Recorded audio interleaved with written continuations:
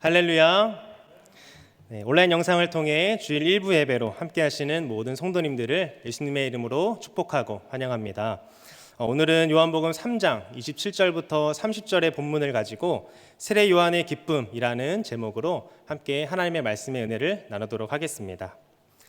여러분은 언제 가장 큰 기쁨을 겪으십니까? 아마 사람들마다 이 기쁨을 느끼는 순간들은 다 다를 것입니다. 왜냐하면 사람들마다 그 기쁨을 얻는 욕구가 다 다르기 때문이죠.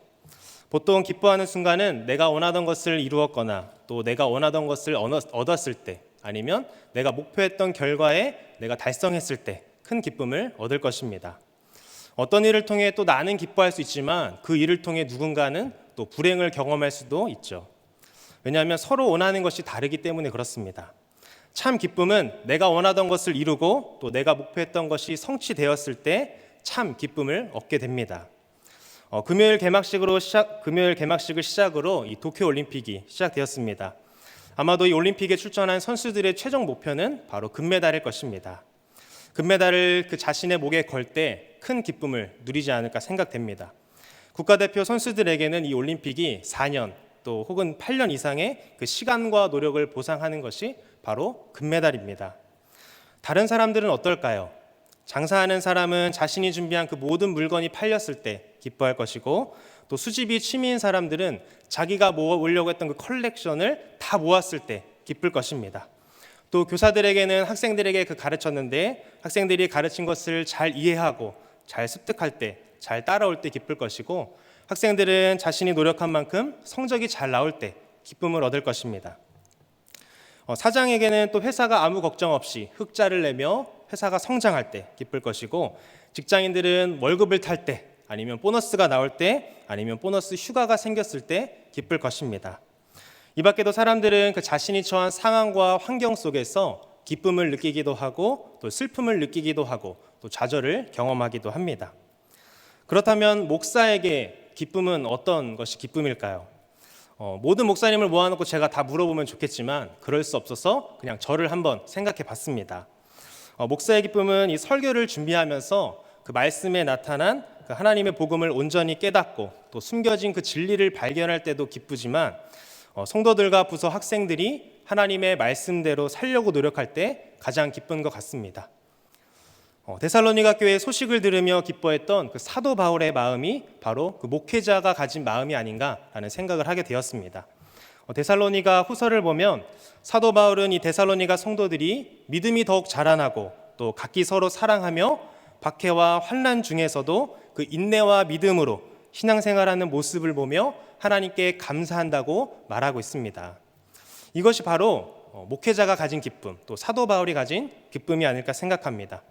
바라기는 우리 광행교회 모든 성도들도 이 데살로니가 교회의 성도들과 같이 하나님 나라의 합당한 자로 여김을 받는 그런 하나님의 자녀가 되기를 간절히 소망합니다. 오늘 본문에 나타난 주인공은 우리와는 다른 기쁨으로 이 자신의 기쁨이 충만하다고 우리에게 말해주고 있습니다. 어떤 내용인지 함께 본문을 통해서 살펴보기를 원합니다. 오늘 본문은요, 예수님께서 유대교의 그 율법을 성취하시고 또 뛰어넘는 방식들을 보여주는 1년의 단락들 중 네 번째 단락입니다. 첫 번째는 요한복음 2장에 나타난 그 가나 혼인잔치의 이야기인데요. 여기서는 예수님께서 새 포도주를 공급하시는 그 예수님의 모습을 통해서 세상이 줄 수 없는 기쁨을 영원토록 공급하시는 예수님에 대해서 우리에게 말을 해주고 있습니다.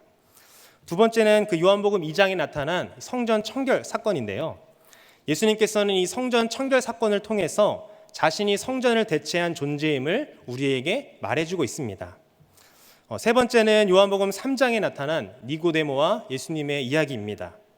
이 이야기를 통해서 예수님은 우리가 물과 성령으로 거듭나야 할 것과 또 자신의 죽음이 광야에서 들린 그 노뱀의 궁극적인 모습임을 우리에게 말을 해주고 있습니다. 이어서 오늘 본문인 이 요한복음 3장에서는 예수님께서 이 세례 요한이 대표하는 그 세례보다 뛰어나다라는 것을 우리에게 말해주고 있습니다. 여러분들, 세례 요한의 인생을 살펴보면 이 다른 성경 속 인물들과는 달리 생의 마지막이 어떻게 보면 어처구니 없게 끝나는 것처럼 보여집니다. 다른 사도들처럼 멋지게 복음을 전하다가 순교하는 것이 아니고 한 어린 소녀의 소원에 의해서 목이 잘려 그 목이 쟁반에 올려진 채로 죽임을 당하게 됩니다. 감옥에 갇혀 있다가 더 많은 사역들을 해보지도 못하고 세례 요한은 역사 속으로 사라지게 되죠. 복음서에서도 이 세례 요한은 앞부분에 잠깐 등장했다가 바로 사라지는 모습을 우리는 볼 수가 있습니다. 그러나 세례 요한의 삶은 이 성경을 읽는 많은 그리스도인들에게 또 많은 목회자들에게 본이 되고 또 도전이 되는 삶입니다. 또 많은 것들을 깨닫게 하는데요. 어떤 것들을 깨닫게 할까요?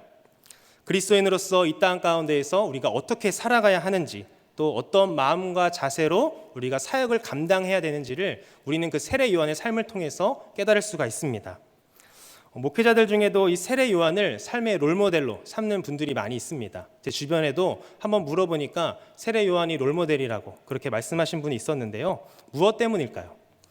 바로 나는 죽고 오직 예수만 드러내는 삶이기 때문에 그 세례 요한의 삶을 롤모델로 삼고 싶어 하는 것 같습니다. 어찌 보면 그의 인생의 마지막은 비참할 줄 모르지만 하나님께서 맡겨주신 그 사명을 온전히 이루고 간 인물이기 때문에 목회자들도 이 땅에서 주님이 주신 그 사명을 온전히 이루고 다시 주님을 만나는 그날 주님께서 맡겨주신 사명을 제가 다 온전히 이루었습니다, 주님. 이렇게 고백하고 싶어 할 것입니다. 많은 목회자들이 이 닮고 싶어하는 이 세례 요한의 모습은 어떠한지 오늘 본문이 우리에게 말을 해주고 있는데요. 우리 22절을 보면 예수님이 뭐 어떤 것을 하고 있는지에 대해서 말을 해줍니다. 우리 22절을 보겠습니다. 그 후에 예수께서 제자들과 유대 땅으로 가서 거기 유하시며 세례를 베푸시더라. 아멘. 성경은 예수님께서 제자들과 유대 땅으로 가서 이 세례를 베푼다고 말하고 있습니다. 예수님이 니고데모와 이야기를 나누었던 그 예루살렘을 벗어나 제자들을 데리고 예수님께서 유대 시골 지역으로 간 것이죠. 거기서 세례를 베푼다고 말하는데 뒤에 나오는 요한복음 4장 2절을 보면 예수님께서 친히 세례를 베푸신 것이 아님을 우리는 알 수가 있습니다. 뭐라고 나옵니까? 예수께서 친히 세례를 베푸신 것이 아니요 제자들이 베푼 것이라. 예수님께서 친히 세례를 베푼 것이 아니라 많은 제자들이 예수님의 명을 받고 가서 세례를 베풀고 있다는 것을 우리는 알 수가 있습니다. 그런데 23절에도 보면 세례 요한이 무엇을 하고 있는지 말해주고 있는데요. 23절을 보겠습니다. 요한도 설렘 가까운 에논에서 세례를 베푸니 거기 물이 많음이라. 그러므로 사람들이 와서 세례를 받더라. 아멘. 세례 요한도 뭐 하고 있었습니까? 세례 요한도 에논이라는 곳에서 세례를 베풀고 있다고 성경은 말하고 있습니다. 요한도라고 하는 그 말을 통해서 우리는 예수님과 이 세례 요한이 동시간대에 세례를 베풀고 있음을 우리는 알 수가 있습니다. 쉽게 생각해보면 이 동종업계의 사람들이 멀리 떨어지지 않은 그 곳에서 장사를 하고 있는 것이죠. 예를 들면 이 강병역 근처에 갈비탕집이 있는데 광나루역 근처에 새로운 갈비탕집이 생긴 것입니다. 먼저 자리를 잡고 장사하던 그 강병역 갈비탕집 입장에서는 당황스러운 일이 벌어진 것이죠.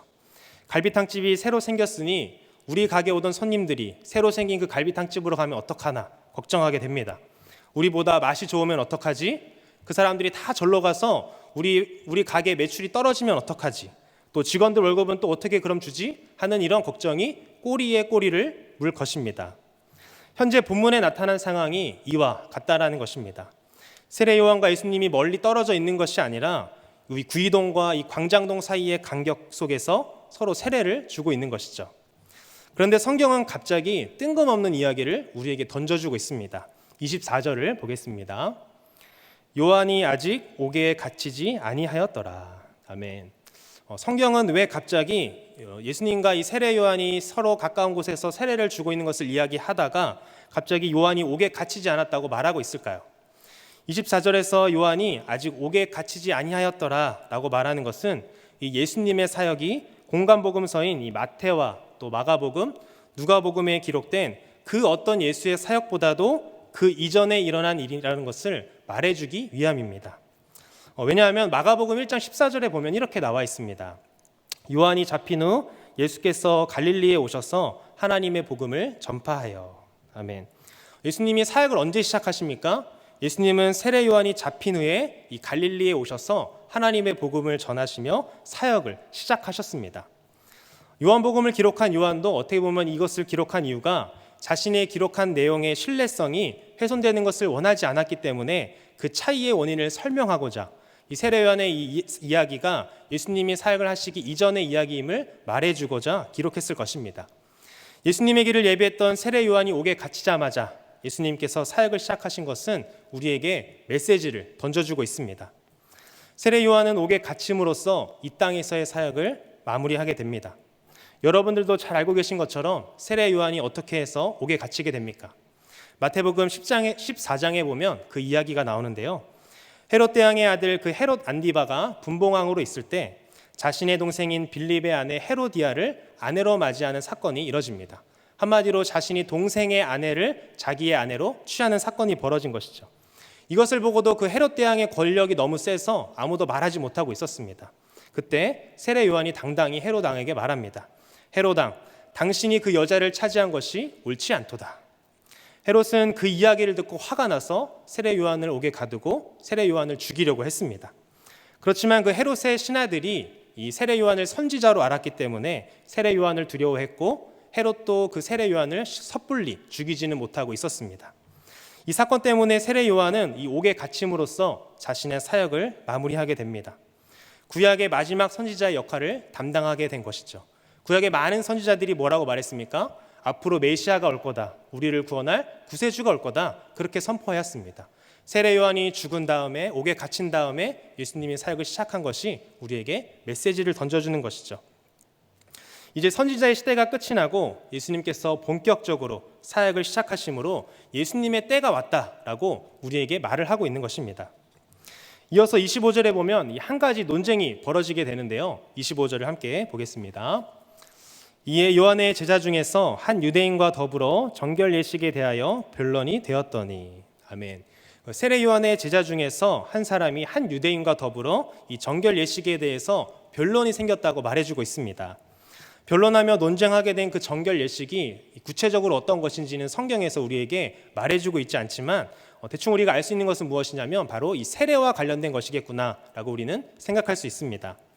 세례 요한이 베푸는 그 세례와 좀 더 전통적인 유대의 관습들 또는 그 유대의 다른 유명한 종교적 인물들이 그 세례를 행한 것과 비교했을 때 이 서로의 의견이 충돌이 있었던 것으로 보입니다.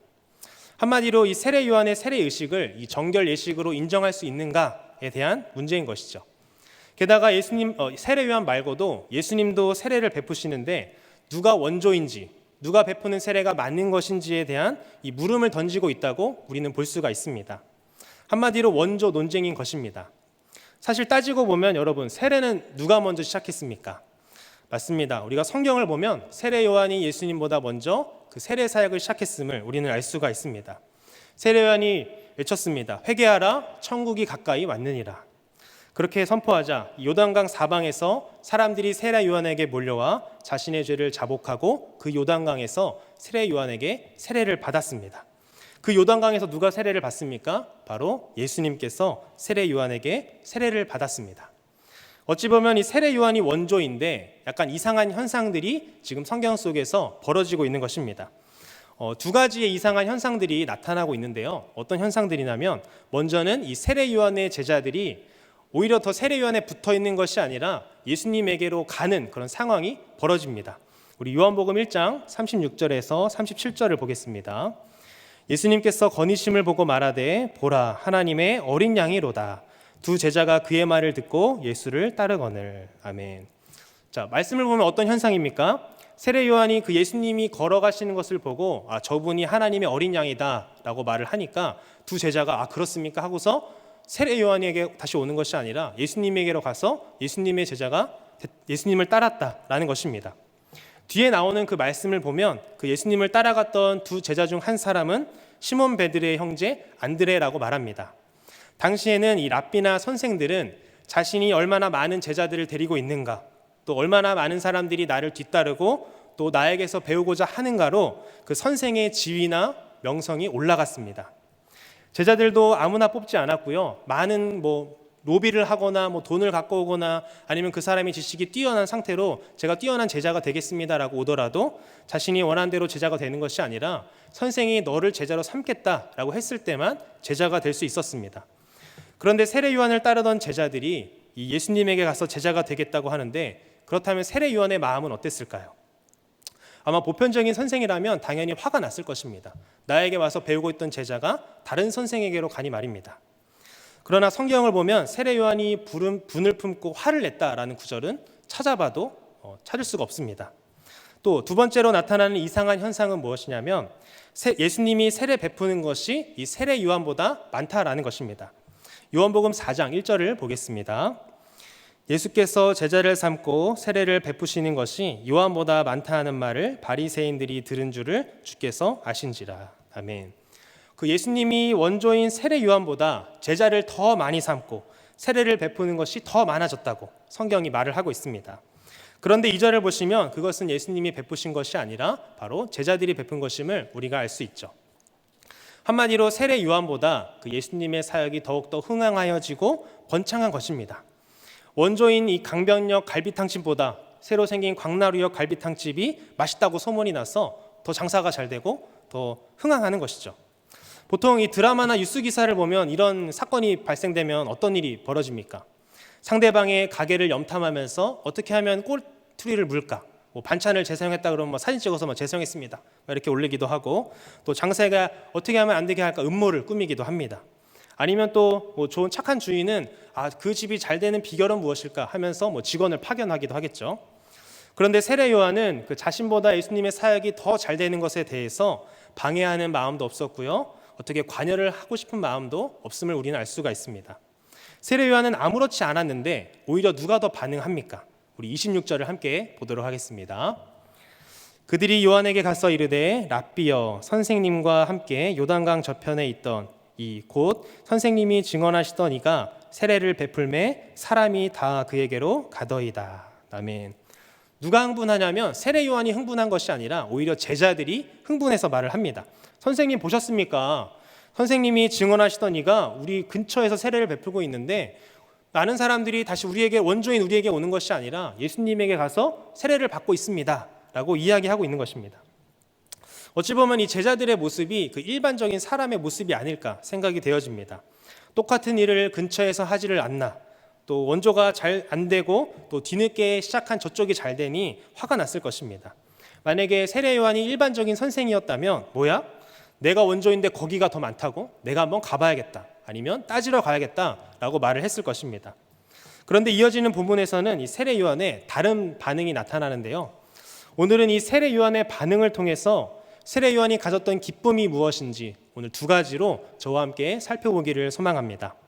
또한 그 세례 요한이 가졌던 기쁨을 우리가 들은 것으로 끝나는 것이 아니라 저와 여러분 모두가 소유하기를 간절히 소망합니다. 세례 요한이 가졌던 기쁨은 첫 번째로 하나님 주권의 기쁨입니다. 다른 말로는 이 사명자의 기쁨이라고도 할 수 있는데요. 이 하나님의 주권을 인정한 자가 사명자이기 때문입니다. 27절을 보면 세례 요한이 제자들에게 뭐라고 답변합니까? 요한이 대답하여 이르되 만일 하늘에서 주신 바 아니면 사람이 아무것도 받을 수 없느니라. 아멘. 세례 요한은 제자들에게 말합니다. 얘들아, 하늘에서 주신 바가 아니면 아무것도 사람이 받을 수가 없다. 세례 요한은 제자들의 분노에 맞장구 치면서 자신도 덩달아 분노한 것이 아니라 하나님께서 허락하신 것이 아니면 아무것도 할 수 없고 또 하나님이 주시지 않으면 아무것도 받을 수 없다고 말을 하고 있습니다. 하나님께서 허락하셨으니 그 예수의 사역이 더 잘 되는 것이고 지금 그런 현상이 일어난 것이 정상이라는 것입니다. 또 하나님의 주권을 인정하는 모습을 세례 요한은 보여주고 있습니다. 이러한 세례 요한의 고백이 어찌 보면 우리의 고백이 되어야 하지 않을까 그렇게 생각했습니다. 만약에 이런 고백이 우리에게 없다면, 우리가 인식하지 않는다면 삶 속에서는 비교와 시기심이 우리의 삶 가운데 넘쳐날 것입니다. 왜냐하면 하나님이 아닌 내가 상황을 바꾸려고 할 것이고 또 내가 그 상황을 변화시킬 힘이 있다고 믿기 때문입니다. 남과 비교해서 자꾸 나는 왜 부족한가 생각할 것이고 또 상대방을 시기하며 또 욕망을 내가 원하는 그 욕망을 이루기 위해서 물불을 가리지 않을 것이기 때문입니다. 그러기에 하나님으로부터 온 것이 아니라고 생각하면 큰일인 것이죠. 하나님의 절대 주권에 대한 그 불만을 품는다면 인간이 무수히 저질러온 그 죄들 중에서 최악의 죄인, 즉 하나님이 되고자 하고 하나님 자리에 앉고자 하는 그 오만방자한 죄를 저지르는 것입니다. 하나님과 같이 되고자 선악을 알게 하는 나무의 열매를 먹었던 아담과 하와, 또 자신에게 그 왕의 권세를 주었던 분이 바로 하나님임에도 불구하고 그 하나님을 잊어버리고 불순종한 사울 왕 등이 하나님과 같이 되고자 하고 또 하나님 자리에 앉고자 했던 성경 속 인물입니다. 성경 속에 여러 인물들이 있지만 내가 겪은 그 모든 상황이 하나님께서 그리신 큰 그림임을, 또 하나님의 주권을 인정한 인물이 바로 있는데요. 그 인물은 바로 여러분들이 잘 알고 있는 창세기에 나온 요셉입니다. 요셉의 삶을 보면 어떻습니까? 형제들에게 미움을 받고 또 결국에는 버림을 받고 채색 옷을 입던 귀한 아들에서 이제는 노예 옷을 입고 노예로 생활하게 됩니다. 한 가정의 가정총무가 되어서 시작을 했지만 거기서 모함을 받아 감옥에 갇히게 되는 인생이 바로 요셉의 인생입니다. 그러다가 이 애굽의 총리가 되었는데 7년 기근 때에 자신의 형들이 자신 앞에 무릎을 꿇고 곡식을 받으러 오는 모습이 성경 속에 나타납니다. 만약에 요셉이 그 당시 하나님의 주권을 인정하지 않았다면, 그가 살아낸 그 노예의 환경 속에서 이를 악물고 형제들에게 복수하기를 원했다면 자신 앞에 머리를 조아리는 그 형제들에게 은혜를 베푸는 것이 아니라 단번에 복수를 했을 것이고 형들을 용서하지 않았을 것입니다. 그런데 요셉은 그 상황을 보고, 자신 앞에 머리를 조아리는 그 형들의 모습을 보고 무엇을 깨닫습니까? 하나님께서 나를 먼저 애굽에 보내시고 총리가 되게 하신 것이 바로 이것이구나. 나와 우리 가족과 또 우리의 민족을 구원하시기 위해, 또 애굽뿐 아니라 그 애굽 주변의 사람들을 구원하시기 위한 하나님의 큰 그림임을, 하나님의 계획임을 요셉이 깨달은 것입니다. 하나님의 주권을 인정하는 자에게는 이 가해자나 피해자의 구분이 중요치 않습니다. 그러기에 용서할 수 있고 사랑으로 회복할 수 있는 것입니다. 왜냐하면 그 모든 것이 하나님의 은혜라고 생각하기 때문이죠. 제가 말씀을 준비하면서 이 송경민 씨가 작사 작곡한 은혜라는 찬양이 생각이 났습니다. 제가 이 찬양을 처음 듣게 된 것은 이 부서 교사 단톡방에 한 선생님께서 링크를 이렇게 올려주셨는데요. 그 링크를 통해서 제가 이 찬양을 접하게 되었습니다. 현재는 제가 가진 그 노래 어플 그 중에서 CCM 인기 차트 1등으로 올라와 있는 찬양입니다. 그만큼 많은 분들이 이 찬양을 공감하고 또 이 찬양을 좋아하고 또 이 찬양을 통해서 은혜 받고 있음을 우리에게 보여주고 있는데요. 하나님의 주권을 인정하는 그 세례 요한의 고백을 보면서 몇몇 가사의 그 문구들이 저에게는 와닿았고요. 제가 또 말씀을 준비하면서 이번 주에 그 차를 타고 이동하는 중에 이 찬양을 듣는데 들으면서 저도 모르게 이제 저의 그 삶이 스쳐 지나가고 또 하나님의 은혜가 생각나면서 눈물이 막 나오기도 했습니다. 1절의 가사는 이렇게 적혀 있습니다. 내가 누려왔던 모든 것들이, 또 내가 지나왔던 모든 시간이, 내가 걸어왔던 모든 순간이 당연한 것 아니라 은혜였소. 저는 여기서 많은 가사들이 와닿지만 마지막에 언급되었던 당연한 것 아니라 은혜였소라는 가사가 깊이 묵상이 되었습니다. 내가 누리는 그 모든 것들이 내가 잘해서 누리는 것이 아니라 하나님의 주권으로 부으시는 은혜임을, 하나님께서 허락해 주셨기에, 하나님께서 나에게 주셨기에 내가 받고 누릴 수 있는 것임을 묵상하게 되었습니다. 여러분들의 삶을 돌아봐도, 또 우리의 삶을 돌아봐도 그렇지 않습니까? 내가 노력하며 달려온 나의 인생길이지만 그 모든 것들 가운데 내가 한 걸음 한 걸음 달려올 수 있었던 것은 하나님께서 그 자신의 주권으로 인도하여 주시고 또 주셨기 때문에 내가 걸어올 수 있었고 내가 받을 수 있었던 것입니다. 모든 것이 당연하다고 생각했지만 당연한 것이 아니었고 하나님의 주권으로 나에게 허락해 주신 은혜였던 것입니다. 세례 요한은 이어서 제자들에게 고백합니다. 28절을 보겠습니다. 내가 말한 바 나는 그리스도가 아니요 그의 앞에 보내심을 받은 자라고 한 것을 증언할 자는 너희니라. 아멘. 세례 요한은 제자들에게 나는 그리스도가 아니다, 저분이 바로 그리스도다라고 말을 하는 거죠. 그러면서 나는 그의 앞에 보내심을 받은 자다라고 말을 합니다. 그런데 이것은 세례 요한이 처음으로 제자들에게 고백한 것이 아니라 그 이전에 있었던 고백을 다시 한번 상기시켜주는 말입니다. 요한복음 1장 26절에서 27절을 보겠습니다. 요한이 대답하되 나는 물로 세례를 베풀거니와 너희 가운데 너희가 알지 못하는 한 사람이 섰으니 곧 내 뒤에 오시는 그이라. 나는 그의 신발끈을 풀기도 감당하지 못하겠노라 하더라. 아멘. 세례 요한은 자신이 그 이사야 선지자가 말했던 광야에 외치는 자의 소리, 또 주의 길을 예비하는 자, 그의 오실 길을 곧게 하는 자가 바로 자신임을 깨닫고 있었습니다. 자신의 사명이 그 예수님의 오실 길을 예비하는 것임을 알고 있었던 것이죠. 그러기에 그는 그 예수님의 신발끈을 나는 풀기도 감당하지 못하겠노라 라고 말하면서 자신의 임무가 무엇인지, 자신의 정체성이 무엇인지 분노하면서 자신에게 말하는 그 제자들에게 다시 한번 상기시켜주고 있는 것입니다. 여러분들, 세례 요한이 가졌던 기쁨이 무엇입니까? 바로 이 하나님의 주권을 인정한 사명자의 기쁨입니다. 사명자는 내가 가진 모든 것, 또 내가 하는 모든 것이 하나님께서 주셨기에 내가 가질 수 있었고 누릴 수 있었다고 고백하는 사람입니다. 또한 사명자는 내가 해야 될 일이 무엇인지 아는 사람입니다. 세례 요한은 자신의 사명은 그 예수님의 오실 길을 예비하는 것임을 알고 있었습니다. 그래서 자신보다 예수님에게 세례를 받으러 가는 사람이 더 많아지고 내 제자가 예수님에게로 떠남에도 불구하고 분을 내거나 화를 내지 않고 예수님을 인정할 수 있었습니다. 내가 맡은 사명을 넘어 이 욕심을 부리지 않고 맡겨진 일에 충성을 다하는 것이 바로 이 사명자의 모습인 것이죠. 우리 안에 시기심과 이 비교의식이 가득하다면 내가 사명자로 살고 있는가 한번 돌아봐야 할 것입니다. 우리에게 사명자의 기쁨이 있다면 우리의 삶은 어떻게 달라질까요? 은혜라는 찬양의 가사에 나온 것처럼 당연한 것이 나에게는 하나도 없습니다 라고 말하면서 내가 하고 싶은 일이 잘 풀리지 않아도, 내가 생각하는 대로 나의 인생이 흘러가지 않아도, 내가 많이 가지지 않아도, 내가 다른 사람보다 조금 더 손해를 보게 되더라도 하나님께서 내게 주신 그 사명을 내가 지키고 나가고 있다면 상황과 환경은 내 주변에 어두울지라도 우리의 심령 가운데 그 사명자의 기쁨이 넘쳐나게 될 줄 믿습니다. 여러분 각자 하나님께 받은 사명이 있으신 줄 압니다. 만약 모르겠다면 그것을 위해서 오늘부터 기도해 보시기 바랍니다. 세례 요한은 예수님의 오실 길을 예비하는 그 사명을 잊지 않고 살아갔던 사람이었습니다. 제자들이 나를 떠나가고 다른 사람들이 다 예수님에게 가도 내가 드러나는 것이 아니라 예수님이 드러나는 것이 하나님께서 허락하신 일임을 알았기에 기뻐할 수 있었습니다. 여러분이 맡겨진 그 사명의 길을 가는 동안 나를 따르던 사람들이 다 떠나가고 내 주변 환경이 좋지 않게 변하고 또 하나님께서 세례 요한에게 주신 그 사명자의 기쁨을 우리에게 허락하실 것이고 또 기쁨으로 그 사명의 길을 걸어나갈 수 있게 하실 것입니다. 오늘부터 그 세례 요한이 가졌던 그 사명자의 기쁨을 날마다 누리며 살아가는 저와 우리 광연의 모든 성도들 되시기를 예수님의 이름으로 간절히 소망합니다. 이어서 세례 요한이 가졌던 두 번째 기쁨은요, 신랑 친구의 기쁨입니다. 29절에 보면 세례 요한이 말을 하고 있는데요, 29절 함께 보겠습니다. 신부를 취하는 자는 신랑이나 서서 신랑의 음성을 듣는 친구가 크게 기뻐하나니 나는 이러한 기쁨으로 충만하였노라. 아멘.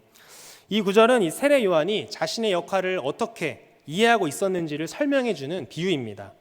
세례 요한은 이 신랑의 음성을 듣는 그 신랑 친구가 기뻐하듯이 나는 이러한 기쁨으로 충만하다라고 고백을 하고 있습니다.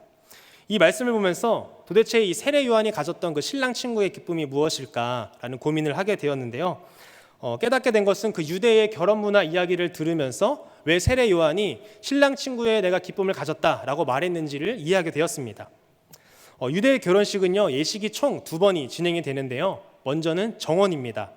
이것은 그 남녀가 법적으로는 부부지만 같이 사는 것이 아니라 각자의 집에서 따로 떨어져 생활하게 됩니다. 예수님의 육체적 어머니인 그 마리아가 예수님을 잉태한 시기가 바로 이 정혼의 시기였던 것이죠.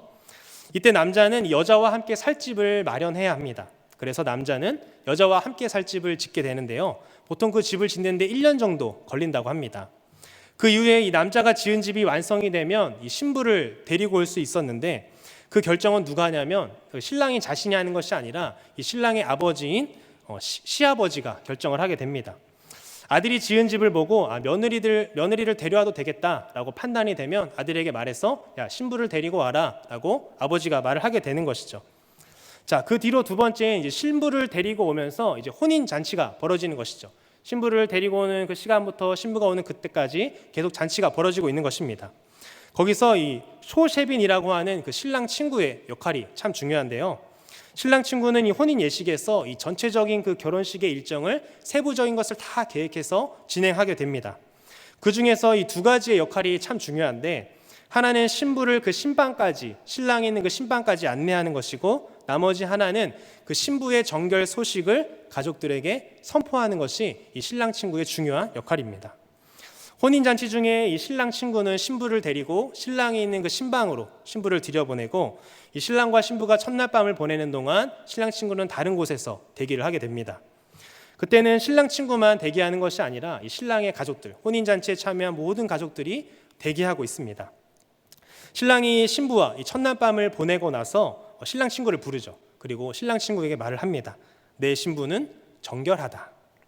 신랑에게 이 음성을 들은 그 신랑 친구는요, 곧바로 그 신랑의 가족들에게 가서 여러분들 신부는 정결합니다 라는 선포를 하게 됩니다. 어찌 보면 이 신랑 친구는요, 이 복음과도 같은 소식을 신랑 가족들에게 전하고 또 그 소식을 들은 신랑 가족들은 잔치를 끝내고 기쁨으로 돌아갑니다.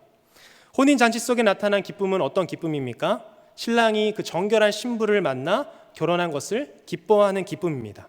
또 신랑의 가족들에게는 내 자녀가 또 내 조카가 내 사촌이 이 정결한 신부를 만났다는 기쁨인 것이죠. 그렇다면 신랑 친구의 기쁨은 무엇입니까? 그의 가장 큰 기쁨은 혼인 예식이 아무런 차질 없이 진행이 된 것, 또 신랑과 신부가 서로 크게 기뻐하며 서로 한 몸이 된 것, 마지막으로 내 친구인 신랑이 이 정결한 신부를 맞이한 기쁨이 바로 그 신랑 친구의 기쁨인 것입니다. 세례 요한이 나는 이러한 기쁨으로 충만하였노라 라고 말을 하는데요, 그 의미는 이 신랑이신 예수님의 그 신랑 친구로서 회개하며 세례받기 위해 예수님에게로 나아가는 그 이스라엘 백성들이 정결한 신부로서 예수님을 만나는 것을 기뻐하는 기쁨입니다. 한마디로 자신이 잘 되는 것이 아니라 예수님이 잘 되는 것을 내가 기뻐한다라는 것입니다. 자신이 아내를 맞이하는 것도 아닌데 이 자신의 친구인 신랑이 정결한 신부를 맞이하는 것을 기뻐해 주는 것이죠. 내 일이 잘 되는 것이 아니라 이 신랑 친구의 일이 잘 되는 것을 기뻐하는 것입니다. 그 기쁨도 억지로 하는 것이 아니라 진심으로 기뻐해 주고 있는 것입니다. 아마도 세례 요한은 이스라엘 내의 신실한 자들을 이 여호와의 신부로 묘사하는 구약 성경을 알고 있었을 것입니다. 우리 이사야 62장 4절을 우리 현대인의 성경으로 보겠습니다. 사람들이 다시는 너를 버려진 땅이나 황무지라고 부르지 않고 하나님이 기뻐하신다는 뜻으로 헵시바, 결혼을 했다는 뜻으로 뷸라라 부를 것이다. 이것은 여호와께서 너를 기쁘게 여기실 것이며 그가 너에게 결혼한 남편과 같을 것이기 때문이다. 아멘. 성경은 신실한 이스라엘 백성들을 이 그리스도의 신부라고 부르며 우리의 참 신랑은 바로 예수님이다 라고 말하고 있습니다. 신약에서 복음서 기자들은요, 부활 이후의 교회가 그리스도를 신랑으로 또 그의 교회를 신부로 묘사한다는 사실을 또한 말해주고 있습니다. 고린도후서 11장 2절도 우리 현대인의 성경으로 보겠습니다. 나는 하나님이 여러분을 시기하듯이 여러분을 시기하고 있습니다. 이것은 내가 여러분을 순결한 처녀로 한 남편인 그리스도께 드리려고 약혼을 시켰기 때문입니다. 사도 바울이 고린도 교회에 말한 것처럼 그는 자신이 정결한 신랑이신 예수님께 이 성도들을 순결한 처녀로 연결시키려고 노력한다고 말하고 있습니다. 요한복음에서는 이 기쁨이라는 단어를 성취하다 또 이루다라는 그 뜻을 가진 동사 이 플레룬과 반복적으로 연결시키고 있는데요, 세례 요한이 이러한 기쁨으로 충만하였노라 라고 말하는 것은 하나님이 그에게 준 사역이 성공적으로 끝난 것을 알고서 그가 이제 이 최상의 궁극적인 만족을 얻었다는 것을 말하는 것입니다. 세례 요한은 이 신랑 친구의 역할로서 신랑이신 예수님을 위해 주의 길을 예비한 이 자신의 사역을 끝마침에 기뻐하며 기쁨으로 충만한 것이죠. 하나님의 자녀들이 회개하며 내가 아닌 예수님께로 나아가는 것, 예수님께 세례를 받고 그들이 하나님의 자녀가 되는 것, 그것을 세례 요한이 기뻐한 것입니다. 세례 요한이 살아온 목적은 예수님을 사람들 앞에 드러내는 것이 목적이었습니다. 사람들에게 회개하라고 외치며 예수님이 오실 길을 그 예비하는 사역을 통해 자신은 사라지고 오직 예수님만 드러나는 삶이 바로 그 세례 요한의 삶이었습니다. 여러분은 신랑 친구의 기쁨으로 살아가고 계십니까?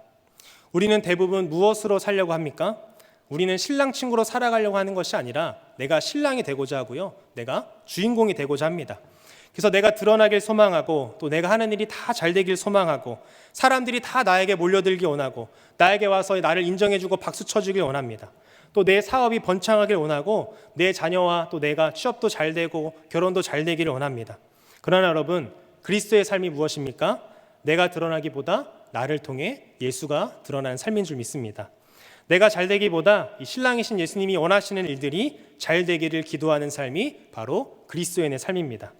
내가 신랑이 되는 것이 아니라 신랑이신 그 예수님을 드러내는 신랑 친구의 삶인 것이죠.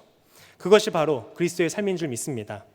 세례 요한이 소유한 그 신랑 친구의 기쁨이 저와 여러분에게도 가득하기를 소망합니다. 모두가 숨죽여 기다리고 있는 그 상황 가운데 신랑 친구가 신부가 정결합니다 라고 선포하는 그 신랑 친구의 선포를 통해 자신도 기뻐하고 신랑의 가족들도 모두 기뻐하는 것처럼 신랑이 드러나고 신랑이신 예수님이 잘 되는 것에 기뻐하는 저와 여러분 되기를 간절히 소망합니다. 말씀을 맺도록 하겠습니다. 우리는 오늘 말씀을 통해서 이 세례 요한이 가졌던 기쁨이 무엇인지 우리가 두 가지로 살펴보았습니다.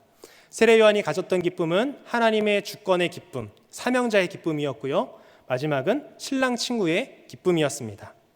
이러한 기쁨을 가진 세례 요한은 30절에 보면 은퇴사와 같은 자신의 마지막 고백을 하고 있습니다. 30절을 보겠습니다. 그는 흥하여야 하겠고 나는 쇠하여야 하리라 하니라. 아멘. 세례 요한이 말합니다. 그는 흥해야 하고 나는 쇠해야 한다. 여기서 그가 누굽니까? 바로 예수님입니다. 세례 요한은 어쩔 수 없이 나보다 우월한 상대에게 내가 저 사람보다 못해 라고 하면서 승리를 양보한 것이 아니라 신랑 되신 예수님에게 그 최고의 자리를 부여한 하나님의 뜻을 온 마음으로 받아들이는 데서 자신의 기쁨을 발견했습니다. 자신은 비록 사라지더라도 예수님께서 드러나는 것, 이것이 세례 요한의 큰 기쁨이었습니다. 한 신학자는 이 그리스도인이 연습해야 될 세 가지를 우리에게 말해 주었는데요. 첫 번째는 희미해지는 연습, 두 번째는 작아지는 연습, 마지막 세 번째는 사라지는 연습입니다. 세례 요한의 역할은 그 예수님이 오실 길을 예비하는 것이었습니다. 세례 요한은 그 하나님의 주권을 인정한 자로서 자신의 사명이 무엇인지 정확하게 알고 있었습니다. 그런 세례 요한은 자신보다 더 많은 세례를 주고 있는 그 예수님의 소식을 듣고도 제자들이 자신을 떠나 예수님에게로 간다는 그 소식을 듣고도 불안해하거나 분노하지 않았습니다. 오히려 기뻐한 것이죠. 생각해보면 그 세례 요한의 삶이 희미해지는 연습, 작아지는 연습, 사라지는 연습을 이룬 삶이 아닌가 그런 생각을 하게 되었습니다. 내가 희미해져서 예수 그리스도가 더 돋보여지고 또 내가 작아져서 예수가 더 커 보여지고 또 내가 사라져서 오직 예수만 드러나는 그런 인생이 세례 요한의 삶이 아닌가 생각했습니다. 여러분은 무엇을 기쁨으로 얻기를 원하십니까? 세례 요한의 기쁨은 예수님이 높아지고 드러나는 것에서 기쁨을 얻었습니다. 내가 승승장구하는 것, 내가 가진 것이 늘어나는 것, 내 이름이 명성을 얻게 되는 것, 내 재산이 불어나는 것, 내 스펙이 많아지는 것, 다른 사람들의 인정을 받음으로 기뻐하는 것이 아니라 예수님이 드러나고 주목받는 것을 기뻐하는 여러분 되기를 원합니다. 세상의 만족을 쫓아 기쁨을 찾는 삶이 아니라 나는 희미해지고 작아지고 사라져서 예수님은 뚜렷해지고 예수님만 커지고 예수님만 드러나는 여러분의 인생이 되기를 소망합니다.